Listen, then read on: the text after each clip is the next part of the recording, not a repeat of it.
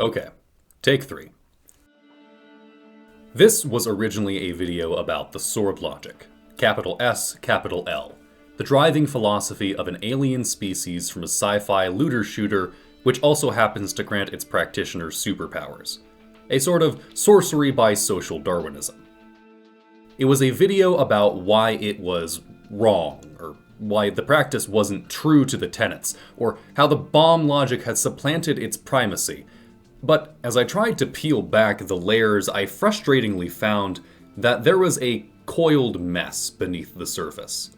Like a writhing old worm rotting the fruit it burrowed through, I could see how the facets of Destiny's philosophical incongruities marred the story of the franchise at every place it touched.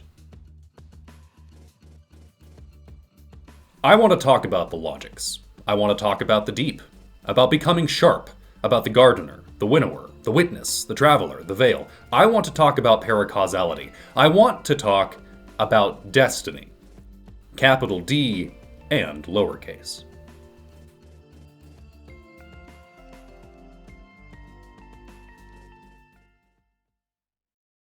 Alright, destiny story in 1 minute. Go. Ancient species discovers magic orb entity that grants powers of chaos and creation. Craving meaning, they attempt to use the orb's counterpart to remake reality. Orb flees, raising civilizations in its wake, including humanity. Ancient species merges into Gestalt entity and pursues. Along the way, it raises the people touched by the orb until orb gets hurt. Dead humans are given light magic by orb to fight off the alien forces of the Gestalt, making allies and killing gods. Gestalt enacts plans, reaching the heart of the orb and nearly winning. Humanity and allies band together, using both kinds of magic to dispel the Gestalt entity and save creation. End of story. And then, nonsense that comes after. That is about everything that we can officially confirm in the broadest possible terms. But the issues arise in the things that were told along the way that are not quite confirmed. See, we never learn where the Traveler and the Veil come from. They exist and are found by the precursor race of the Witness, and light and dark are just forces that naturally emanate from these two objects.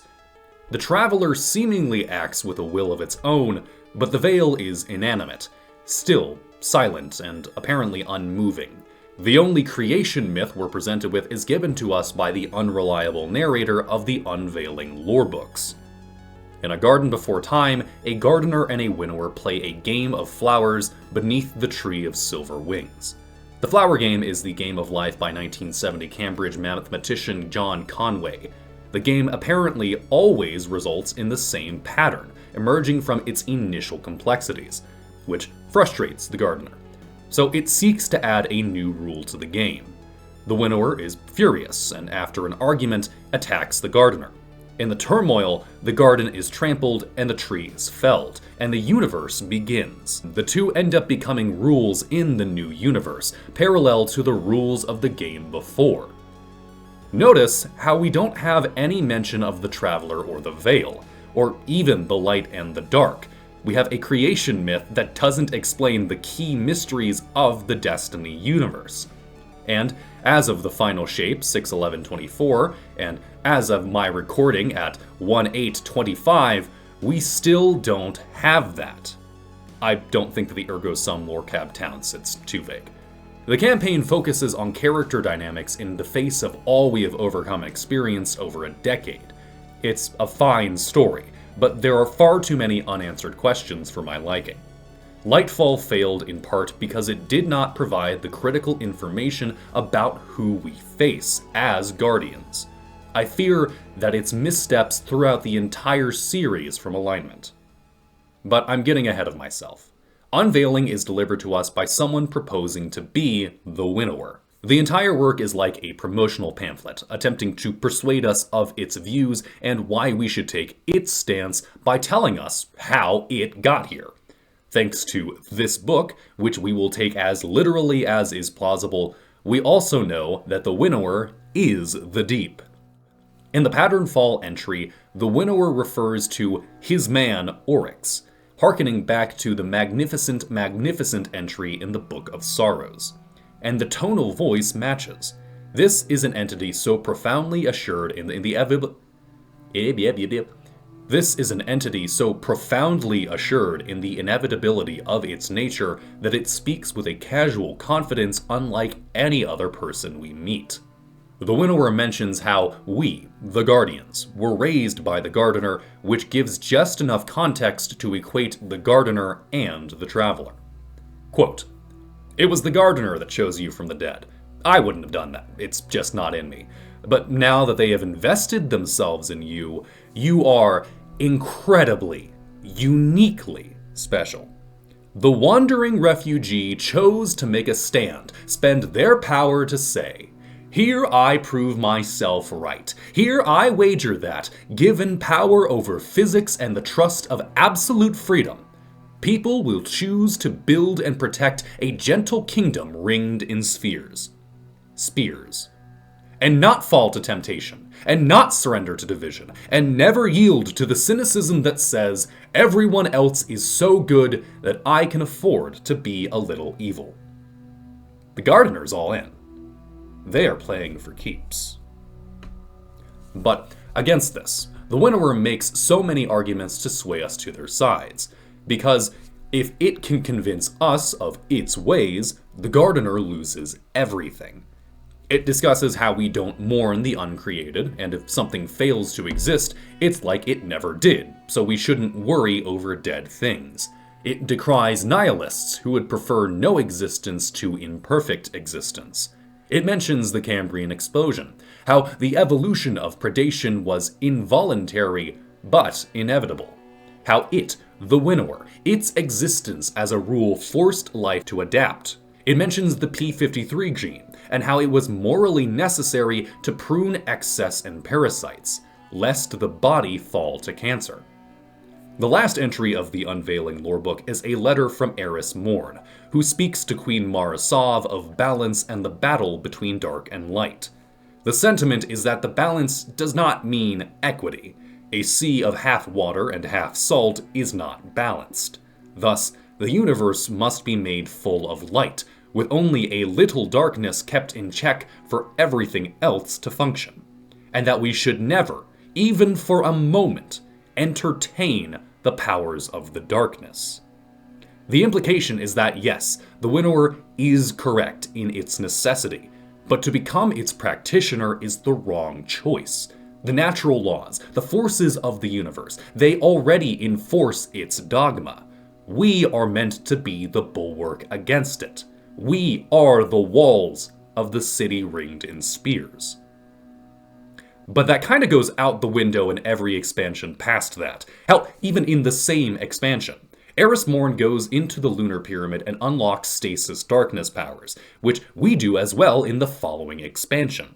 As we learn more and more about the darkness, we are told that it is a neutral force, and that light is a neutral force, and that the true enemy is a corrupting voice in the darkness. Not the Winnower, but the witness. And in the end, we use darkness and light to defeat it. Obviously, that is incompatible with we are solely practitioners of the light, and thus cannot engage in darkness lest the balance be destroyed. Something must have changed. Or multiple things, rather. Now, the Destiny lore community has already bent itself into a tizzy just justifying how Unveiling fits in the modern Destiny landscape 5 years post its release. Well, almost 6 now.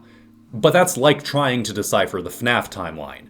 You can't, because there was never a cohesive plan. The vision changed and evolved because of outside forces. It was the pressure of internet fame that changed FNAF, and it was industry interference that changed Destiny. The Witness is an obvious conceptual evolution of the Winnower, even if they are now trying to retroactively form the Witness into being the first knife.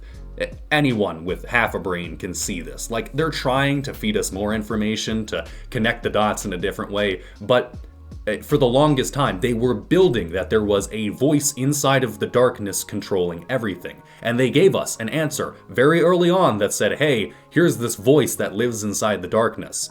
And now, they've separated them into 2 separate voices that were both within the darkness. It doesn't take a genius.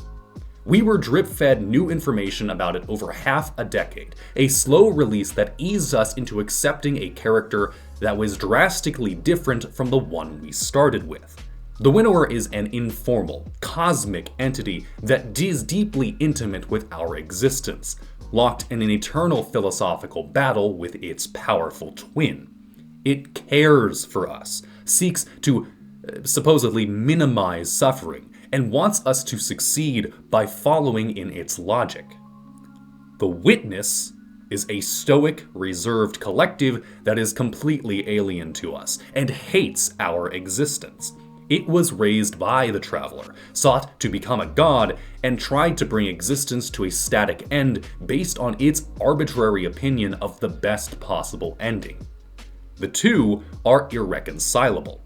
And Bungie knows this. The Entelechy lorebook released with the final shape draws an in-universe distinction between the calm Winnower of Unveiling and the hateful Witness that we fight. Hopeful lore junkies thought this would lead to a reveal, at long last, of the Winnower and the Gardener to usurp the Witness as a mortal attempting to play God. But that didn't happen. The campaign spent its resources elsewhere, and the Winnower and Gardener remain relegated to sparse references in the raid dialogue, even after 2 of the following acts of the next year. Already, the state of the game's canon leaves us with a massive retcon, an admission that the old lore of the light and dark is obsolete. But this has massive impacts. That lore wasn't incidental, it was foundational to the Hive, to the sword logic, to the Traveler, to the reasons we as Guardians exist. It was the central mystery of destiny, and they pulled the rug at the story's 11th hour. Not as an intentional twist, but as the writhing of a writer's department clawing their way out of a corner. And that just feels hollow, like some bit of the game's soul was replaced, ship of Theseus, bit by bit, right under our nose. So, consider this my post-mortem on Destiny's central philosophical query. 1. Did they ever truly define the highest level conflict between the dark and light? 2. Was there a way to resolve that conflict from any character's perspective? 3. Was there a way to satisfyingly answer the conflict in a way that legitimized the Gardener's decisions? And 4. Was that conflict reflected in the story that we as players experienced?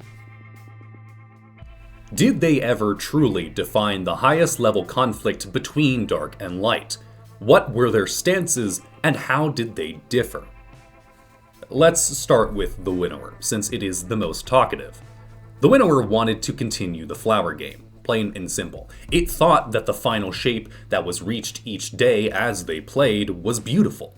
It was a proponent of the way things were, but more so, it had faith that no matter what the Gardener introduced, the other rules were so robust that the same endpoint would ultimately arrive. The same pattern would emerge, but now, with the Gardener's interference, a squandrous waste would precede it. There would be a great wallowing and suffering that delayed the end with its inefficient behavior. So, to avoid that, the game should remain unchanged. But then the first knife was drawn and the universe began. Now, the Winnower is a force at play. But which force?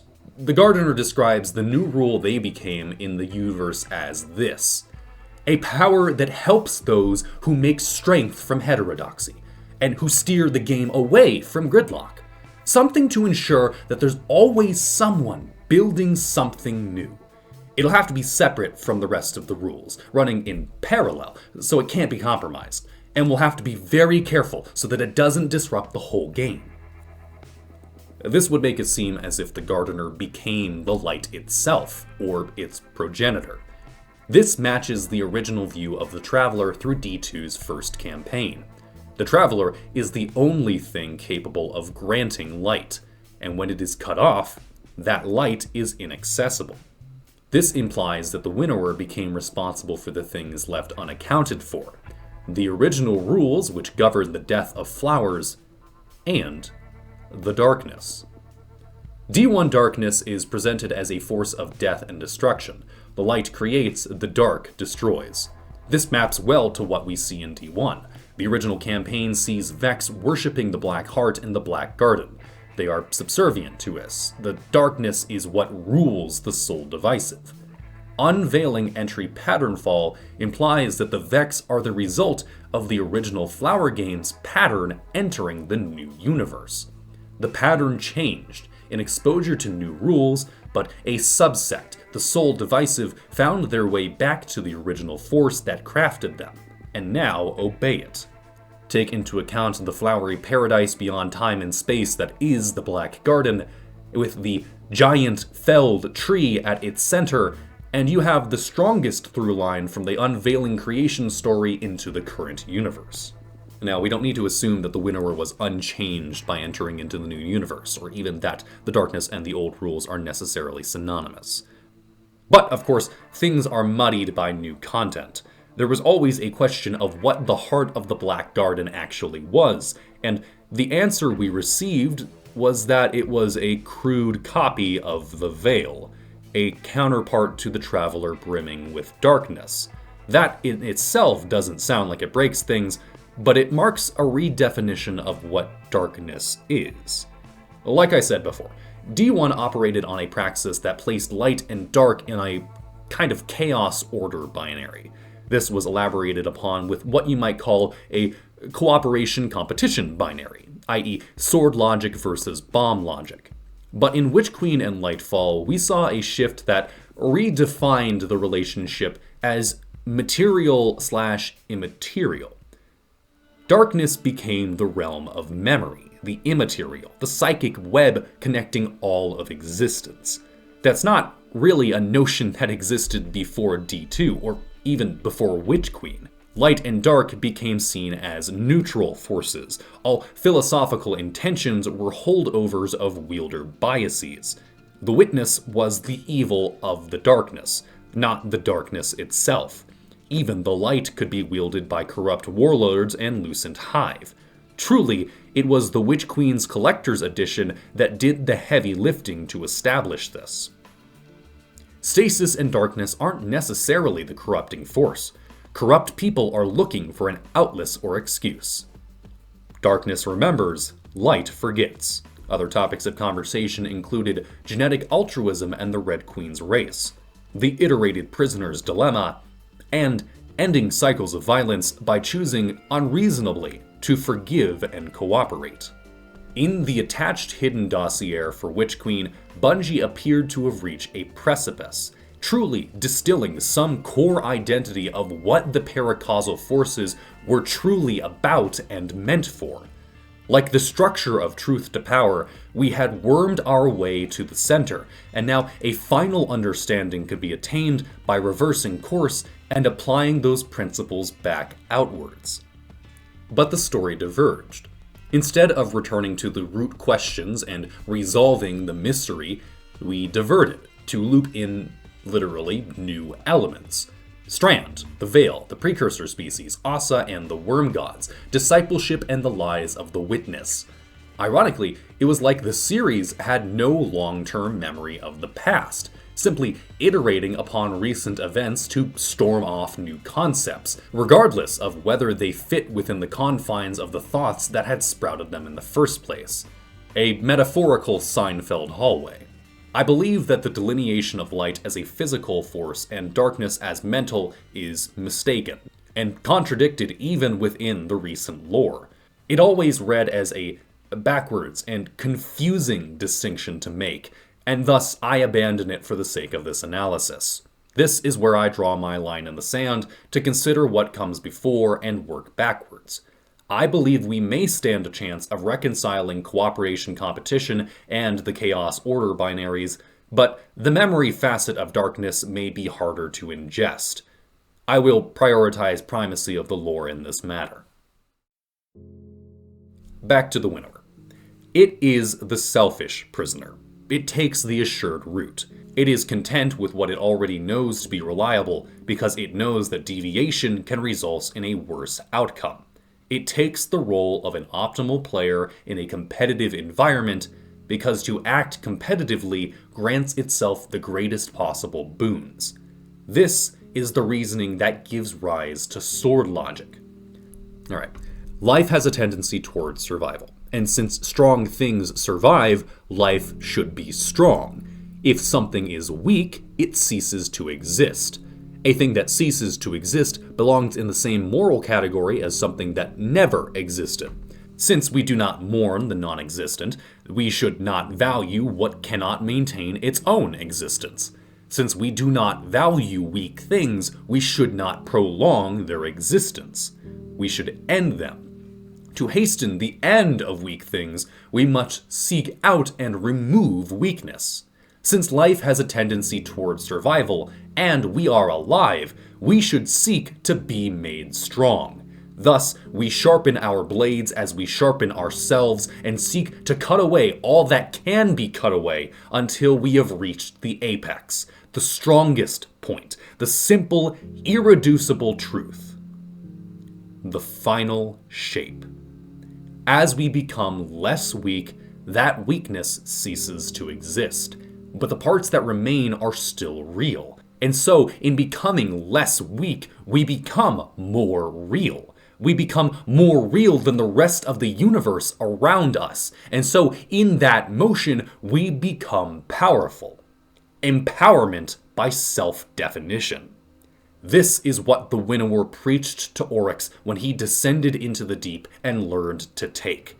This is what we are offered in Unveiling. It is the philosophy of Toland. It is the warring queen of the story of three queens. The Winnower practices this not because it desires death and destruction innately, but because it desires survival. Life for what it has defined as deserving of life. Opposed to it is the gardener. The gardener lays out their desires plainly in the story of Unveiling. It seeks the emergence of new strategies. The presence of a pressure that disallows gridlock by forming new and emergent structures. Not complete chaos, uniformly unintelligible, but chaos organized and directed in a way that builds strong, adaptive structures. The apparent vector for these alternative strengths is through cooperation. The gardener, as the traveler, seeds the universe with new life as it did in the game before. However, it occasionally introduces new stimuli that might shake things up and provide that necessary chaos. Past attempts with the Krill, Ecumene, Lubrians, and Elixni proved insufficient to overcome the Winnower's logic. So, its latest and greatest proof was to grant complete control of paracausal forces to humanity, so that we might wield its own power in a way that violates the sword and creates a superior structure. Marasov presents the clearest polemic against the sword logic with her bomb logic. Hold a sword and at any point you will see an edge and realize this is a sword. The entire blade is fashioned to contribute to the act of cutting, and in the same way every constituent of the sword logic is also seeking to survive by proving themselves strong and resilient. But then, behold the bomb.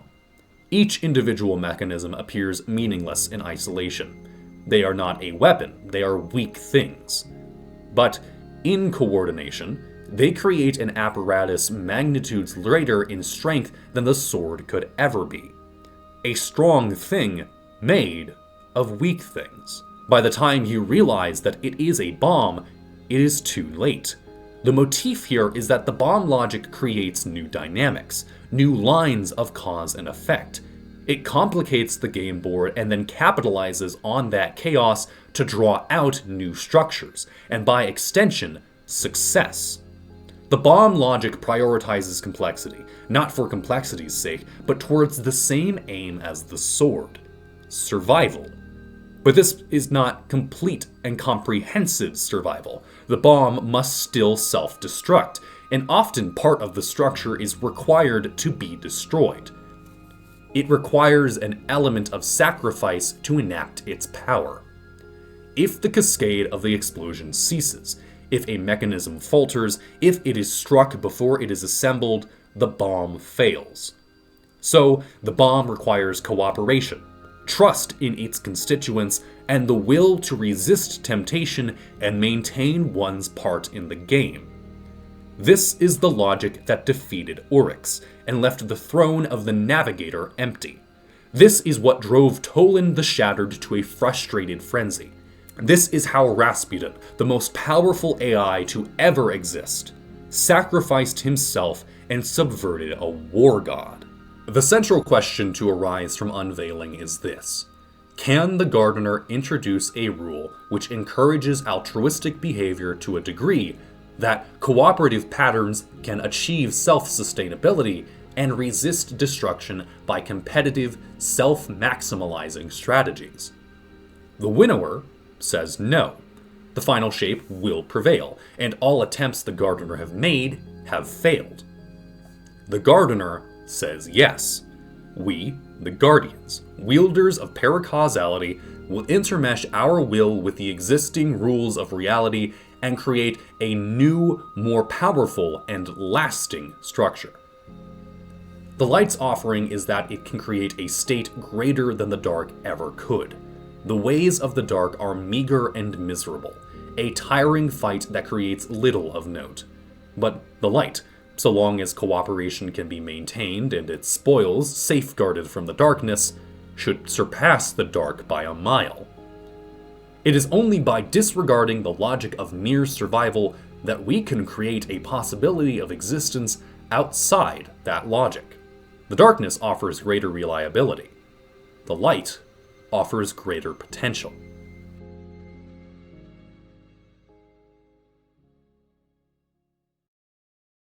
Was there a way to resolve the conflict from any character's perspective? So now that I've established the goals of the two central positions, it's time to determine whether it's even possible for either player to win. For the Winnower to win, the goal is simple. Forces following its logic must eradicate all of the Gardener's attempts at heterodox structure. It's not even necessarily an active process. The Gardener just needs to sit back and let the rules run. The burden of proof is not on its shoulders.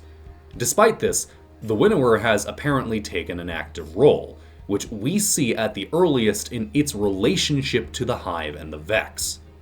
For the Gardener to win, it must initialize a chain of events that results in an outward expanding and self-sustaining system that allows weak things to exist indefinitely.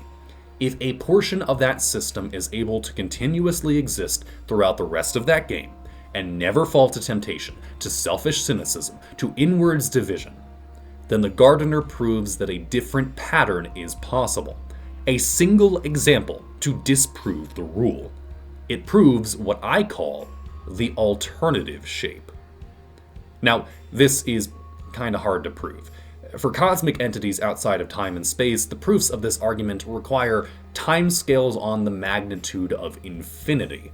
What exactly defines the end of the game? Or rather, the end of a match? They played the flower game over and over, and from running that data, they determined the original final shape. But that was before time and space existed. The game is different now, and as far as we know, it's bound by the new rules of time and space. The game might need to go on forever, and I mean forever. If a civilization of the Traveler's creation survives until heat death, does that count as a victory? Or must they leverage the light to create a functionally eternal system? Perhaps that wouldn't even suffice. Quote, a power that helps those who make strength from heterodoxy, and who steer the game away from gridlock. Something to ensure there's always someone building something new. For the Gardener to win, the game must go on forever. But then, what about the city ringed in spears? Must its walls be raised forever? Or are its denizens allowed to return to the fields, explore the wilds, and bring new kingdoms anew? The Gardener's answer, the alternative shape, cannot subsume reality in the way that the final shape did. It must be like an irrational number, stretching on forever without ever fully repeating, never falling back into the constrictive rules of a pattern. Given the importance of pi, an irrational number, to the mathematics of circles, the traveler's favorite shape, I think that this comparison is apt. But perhaps there is another note to be taken from the bomb. It explodes when it is finished. It is necessary for the components to disperse and then be reassembled into new shapes and functions. Destruction is inherent to the process of creation. So, theoretically, the gardener could submit a valid proof. It has to hold out against the darkness forever and create a series of fortresses and peoples and civilizations that continually build up and then implode and then build up and implode in new and exciting ways. Cool! The problem is, it's impossible to show within the scope of the human experience, much less within a single video game. But maybe we could be shown a good approximation. If the travelers chosen could self-regulate long enough to defeat the champions of darkness, it could be demonstrated to the players the sufficiency of the bomb logic.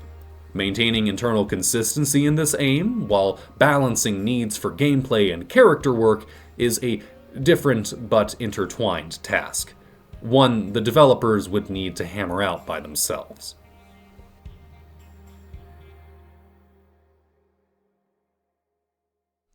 Was there a way to satisfyingly answer the conflict in a way that legitimizes the gardener's decisions? We can show all the ways in the world to defeat the gardener's proof, but we still haven't expounded upon why it took that position in the first place, why the gardener was legitimized in its decisions. Why did the gardener want another rule? As presented in Unveiling, the gardener opposed omnipresence of the final shape because it found it boring. It desired complexity, alternative outcomes, for something, anything else to triumph. But when your creator figure has a primary motivation of avoiding boredom, that has serious repercussions. Is boredom truly a good reason to risk, as the Winnower describes, untold rot and turmoil in defiance of an inevitable conclusion? Does this position the traveler as an uncaring god, toying with the universe and creating chaos for its own amusement? That's a position you can take as a writer, but it doesn't paint the traveler as inherently benevolent as a force. And it certainly doesn't do much to legitimize its positions to the audience. This doesn't match the story Bungie seems to want to tell about the traveler. But, of course, Unveiling is from the Winnower's perspective. It doesn't have to shed a generous light on the gardener and is motivated to do otherwise.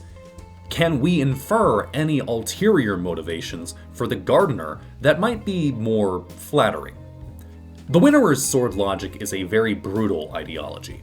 As much as it claims to seek the minimization of suffering, it is still a competitive slog that induces a miserable experience for those involved. Perhaps, then, the gardener was seeking an alternative to avoid this. A mode of existence for the pieces in the game that did not demand perpetual struggle and violence. One that did not ask them to cut their own flesh away. One that allowed the kindness and mercy and forgiveness necessary for weak things to exist. Perhaps the gardener felt terrible empathy for the flowers in the game and wanted a better outcome for them. So it tries to mix things up, change the rules, to see if something else is possible. Two issues. First, we have no indication in Unveiling that the gardener even feels bad about what happens to the flowers. It never complains that the flowers die, never tries to prevent the Winnower from killing them. In fact, it carelessly smushes one flower in the middle of their conversation, despite that not being its job. It expresses more concern that it will never get to see the game reach certain possibility spaces. Even if the Winnower wanted to misportray the gardener's position, we'd expect some sort of disparaging line that mocked the gardener's weak will or softness or whatever. But we don't get that, so we're right back at the bored god position. Second issue. What makes a kinder existence for the flowers more desirable than the cruelness of the final shape? Why would the gardener, as a cosmic principle of existence, empathize with the life it sows? There's not enough information given to justify it feeling empathy, feeling anything for that matter. You could say its nature as creator of the flowers inclines it to wish to see the flowers to exist. Yes, but if the old flowers die, it gets to plant more in their place. The motivation isn't there for it to see the continued existence of the flowers, just a desire to plant more flowers. Does it not want to continue the game? Does it somehow dislike its role and tire of planting flowers? How could it get tired of that? It's not a person. So many justifications rely on personifying the gardener, and as explicitly stated, it is not a person. It's a concept, before time, before space, just a fundamental aspect of reality as plain as mathematics. The inciting event of the conflict between Gardener and Winnower does a poor job of establishing the gardener's motivation, which, by the way, is one of the primary reasons for even telling a creation story in the first place. We can try to plug the gaps by ascribing motivation to it as a benevolent creator figure, but that's the thing. We're just reading outside context into it. There's no basis in the lore. We're crutching on cultural norms to explain what Bungie won't. Now, let me say, if Bungie had leaned into this idea of the gardener being motivated by boredom, they could have built a really interesting story that would paint light and dark as forces neutral to humanity's existence and survival. It would require that they build a consistent ontology of the paracausal forces that reflects the motivations of its gods in the powers its followers exercise, but it could be done. As it was, though, that's not the kind of narrative that will drive an army of light-empowered super soldiers to defend humanity from the crushing tide of darkness.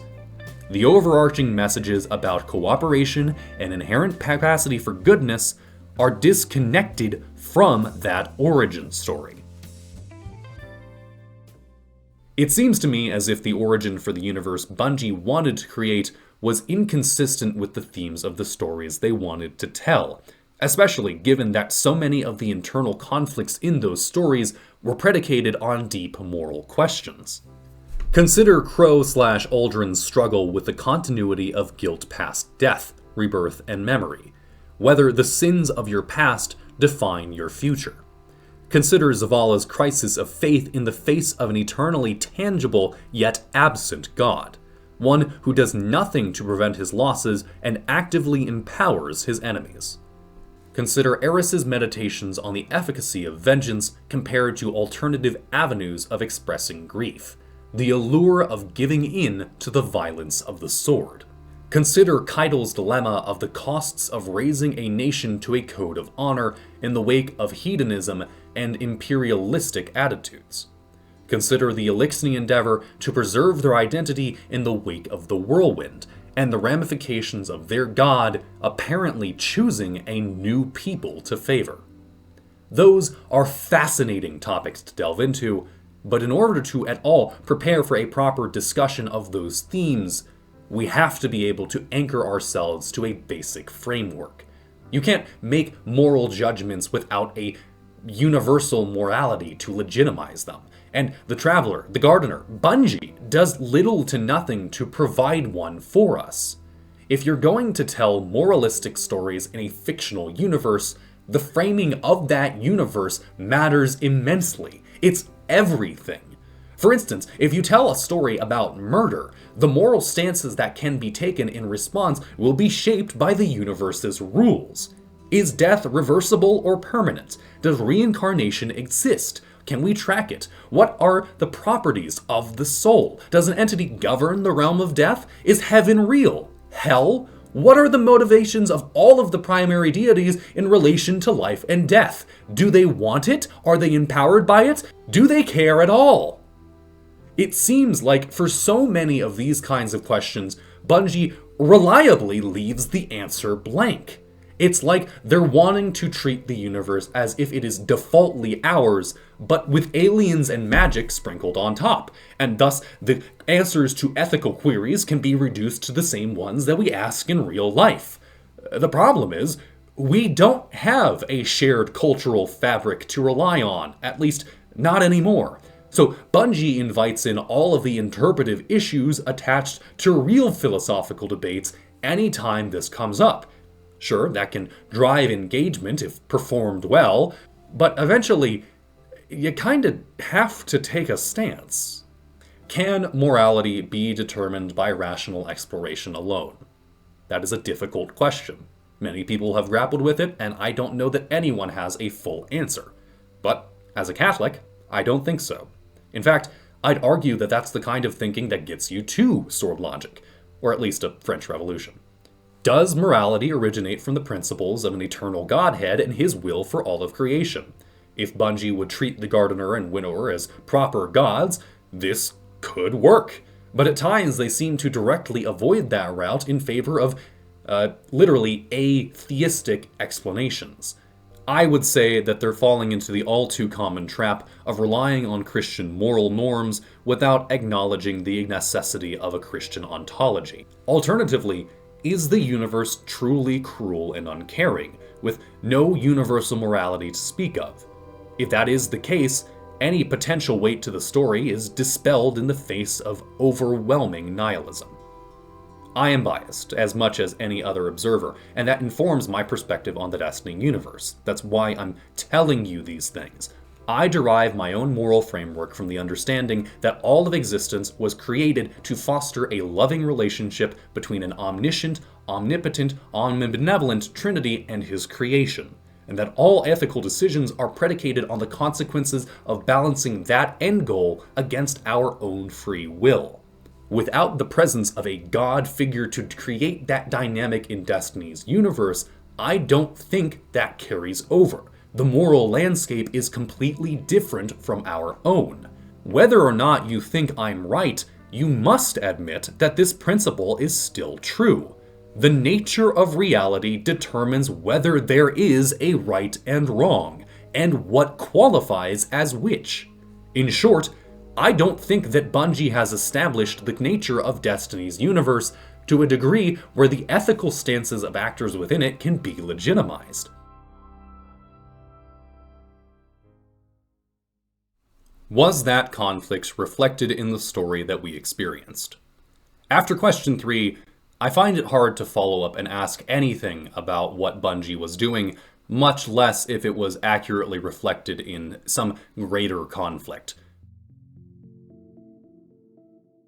Truthfully, I could take this time to nitpick through any aspect of the related lore, but I don't think that this would really be giving due respect without considering the whole assembly of campaigns leading up to the Witness's defeat.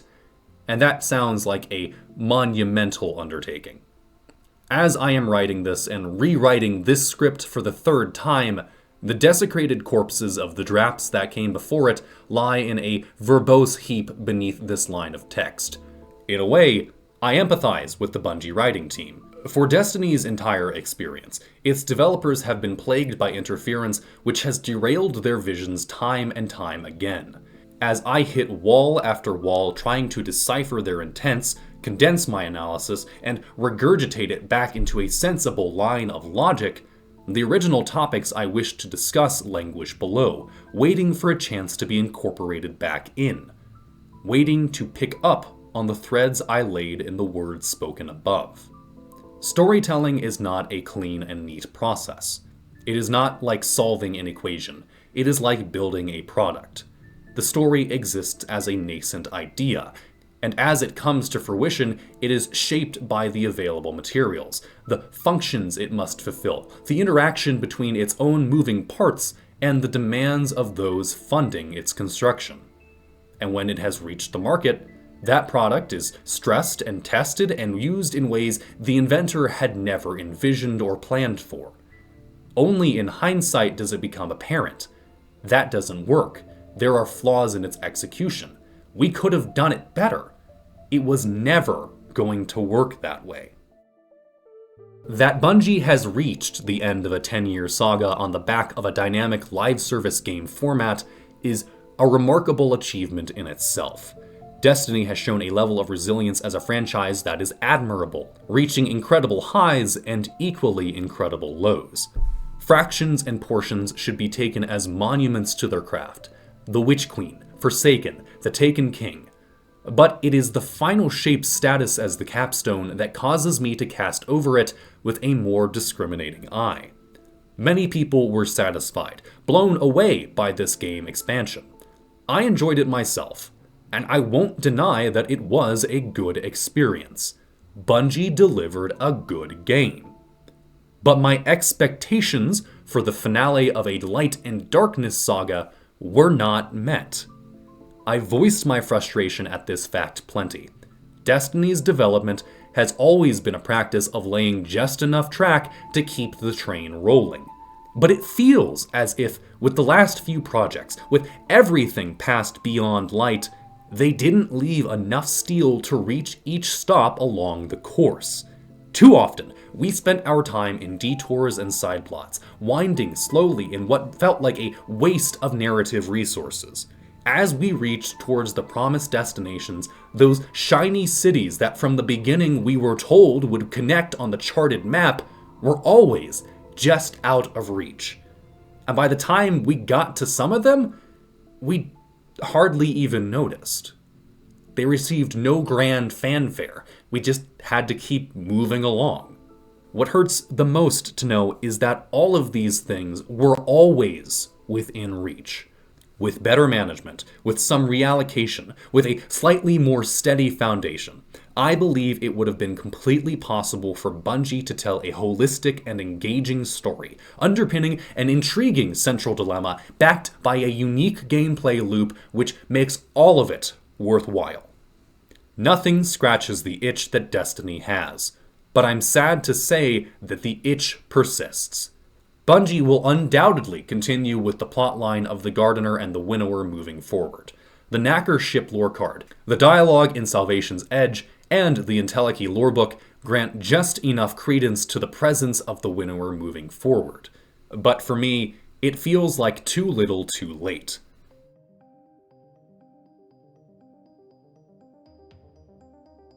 Imagine Marvel had swapped the big bad in the last portion of the Infinity Saga. Imagine if the Avengers instead fought Galactus in Infinity War, and post-Endgame, they're just now telling us that Thanos is real. That is how I feel about this situation. That is how you should feel about this situation. It is abundantly evident in the way that Destiny has floundered post-Final Shape in the same way that the MCU floundered post-Endgame. They could have seen this coming. In conclusion, writing this script was nowhere near as cathartic as I thought it would be.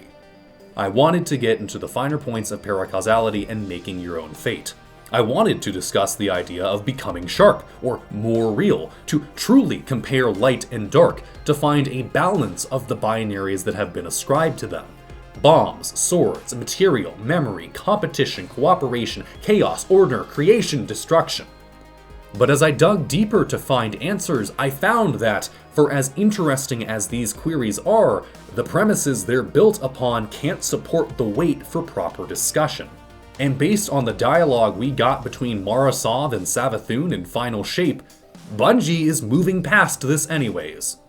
I don't know how we should treat these ideas, and it doesn't look like Bungie fully knows yet either, 10 years in. If you continued this video expecting me to cover the topics above, congratulations. You now feel as baited as I was by the Destiny franchise. Maybe someday I'll get bored and write how I think paracausality should have functioned, but for now, I think this video is over. Thank you for persisting through my ramblings. I'm not sorry about the bait and switch, and I'm not looking for discussions in the comment. I don't really care what you have to say. Do with this video what you will, but leave me out of it. And, as frustrated as always,